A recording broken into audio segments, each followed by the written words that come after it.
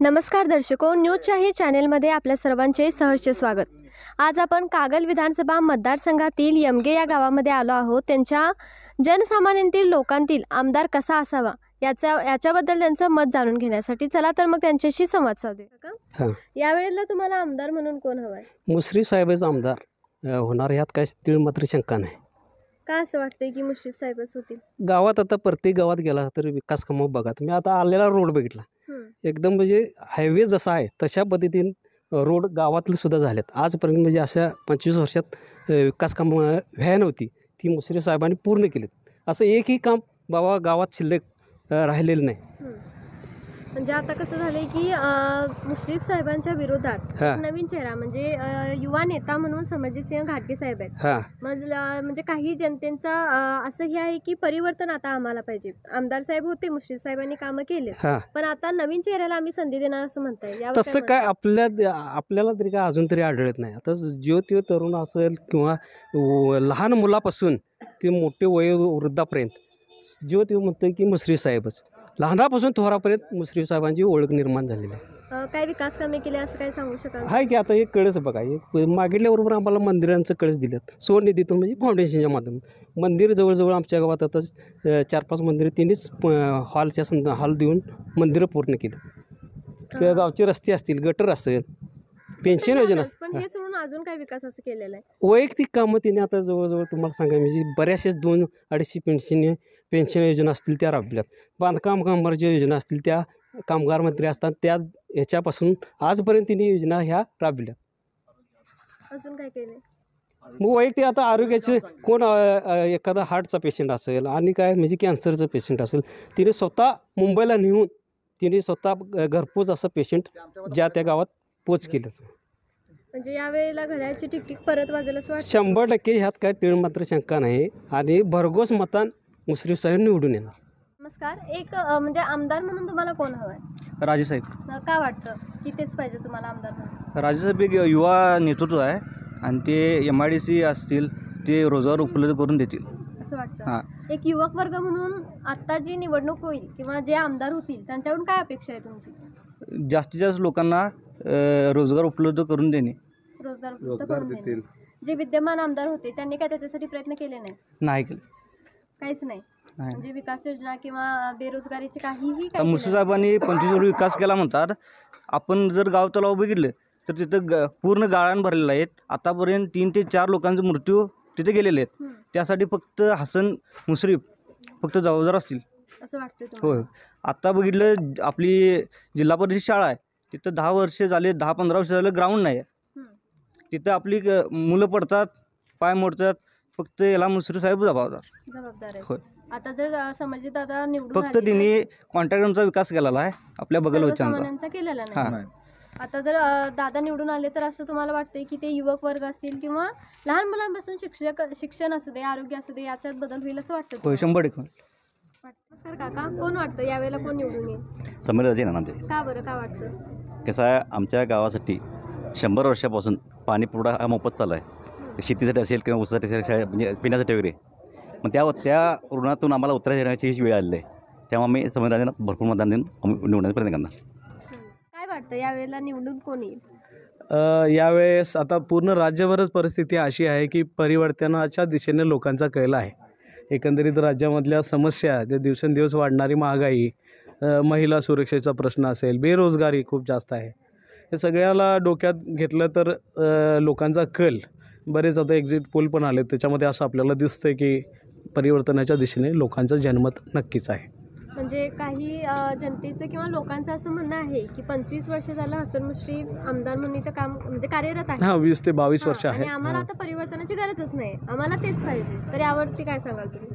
आता हे बोलणं थोडंसं वेगळं होईल की परिवर्तन हे ठराविक काळानंतर प्रत्येक ठिकाणी होत असतं। सामाजिक परिस्थितीमध्ये बदलत्या काळानुसार बदल हे होत असतात आणि नवीन येणाऱ्या बदलांसाठी आपण स्वतःसुद्धा त्या परिवर्तनाचा भाग व्हायची एक वेळ येते, एक टप्पा येत असतो प्रत्येक सामाजिक आर्थिक परिवर्तनामध्ये।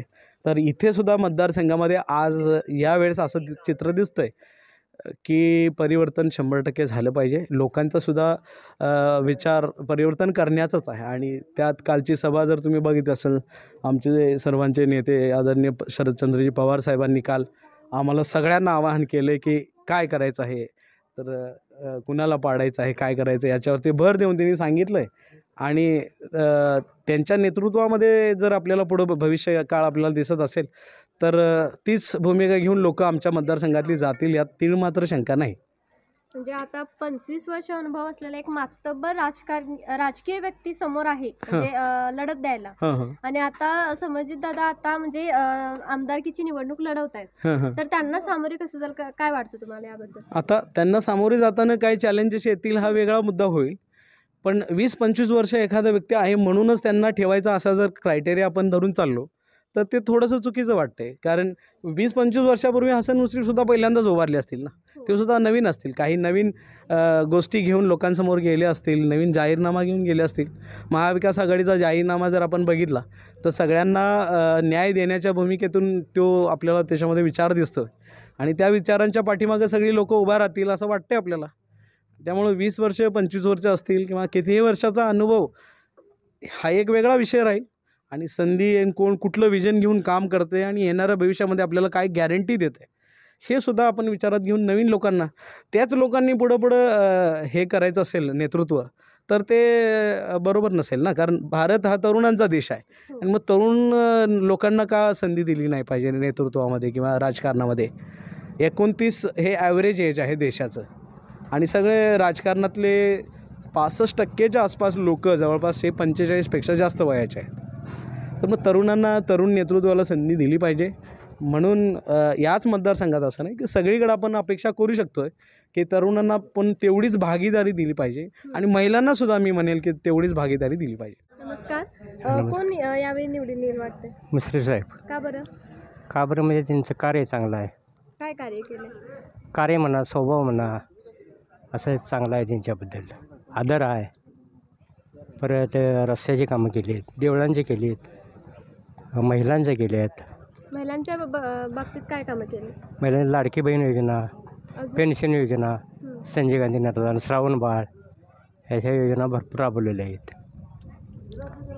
म्हणजे आता असं लोकांचं मत झालं की आम्हाला परिवर्तन पाहिजे, नवीन चेहरा पाहिजे असं नाही लोकांचं मत झालं. तुम्हाला काय वाटतं? नाही, परिवर्तनची काही गरज नाही आहे. नमस्कार काका, यावेळेला कोण निवडून येईल वाटतं? मुश्रीफ साहेब. का बरं? काय एका कवितेची म्हण आहे, जे का रंजिली गांजली तोच म्हणे जो वापरे, तोची साधू ओळखावा आणि देव त्यालाच म्हणावा. आजपर्यंत जे तुम्ही जर एकंदरीत 25 वर्षाची वाटचाल बघितली तर मुश्रीफ साहेबांनी जवळजवळ आमच्या गावामध्ये 400 पेन्शन केल्या. म्हणजे सामान्य आज म्हातारे कुत्रे आहेत किंवा जे अंध आहेत, अपंग आहेत, त्यांना किंवा जे आजारी आहेत किंवा त्यांना बीपीच्या गोळ्या मिळत नाहीत, मुलगा बघत नाही आणि अशा परिस्थितीमध्ये त्यांचा म्हणजे आधार पडत असेल तर त्यांनी हे मुश्रीफ साहेब आहेत. त्यांनी 200-250 रुपयेपासून 500 रुपये 600 रुपये पेन्शन केली, 600पासून 1000 केली आणि 1000पासून आज 1500 रुपये लाभार्थी घेत आहेत.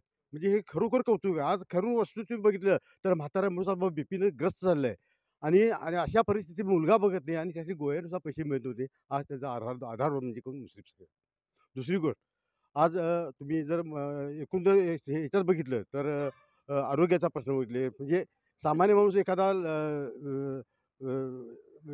बायपास असेल किंवा किडनी कॅन्सर असेल किंवा अगदी कुठल्याही आजारग्रस्त असेल आणि त्याने जर बाबा मुश्रीफ साहेबांनी फोन केला तर त्याच्या घरापासून मुंबईपर्यंत सगळी व्यवस्था करून तो रुग्ण बरा होईपर्यंत त्याच्या घरापर्यंत पोहोचवण्याचं काम मुश्रीफांनी केले. असे हजारो रुग्ण काम केले.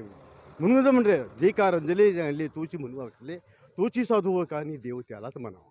दुसरी गोष्ट, बांधकाम कामगार प्रश्न 900 आमच्यात बांधकाम करायचे आणि भांड्याचा प्रश्न 10,000 रुपये त्यांनी हे भेट म्हणून दिली आहे. म्हणजे आज बाबा लग्नातसुद्धा बाबा 10,000 रुपयाचं हे मिळत नाही आणि अतिशय चांगल्या पद्धतीची स्टेनलेस स्टीलची भांडी त्या लाभार्थ्याने म्हणजे कधीही त्याने बघितली नाही. मी सुद्धा सामान्य कार्यकर्ता आहे. आणि दुसरी गोष्ट म्हणजे संजय बाबा घाडगे, आम्ही संजय बाबांचा कार्यकर्ता आणि त्याने आजपर्यंत आपण जो 25 वर्षांची जेव्हा लढाई केली, परंतु त्याने आज एक चांगला माणूस म्हणून त्यांना पाठिंबा दिला. मग ही जमेची बाजू आमची जवळ 70-80 हजार मतं आहेत आणि त्यातली कमीत कमी 50,000 मतं आम्ही मुश्रीफ साहेबांच्या पाठीशी पाडत जाणार. आणि फुटता उधळलाली भूपाळी रामपारी, दिशा नाही उजळल्या आल गोकुळ आपुल्या दारी, निर्भेळ आणि सकस आमचं गोकुळ लई भारी. चव आहे कोल्हापुरी, गोकुळ लई भारी. गोकुळची दर्जेदार दुग्ध उत्पादने. गोकुळ, अस्सल चव कोल्हापूरची.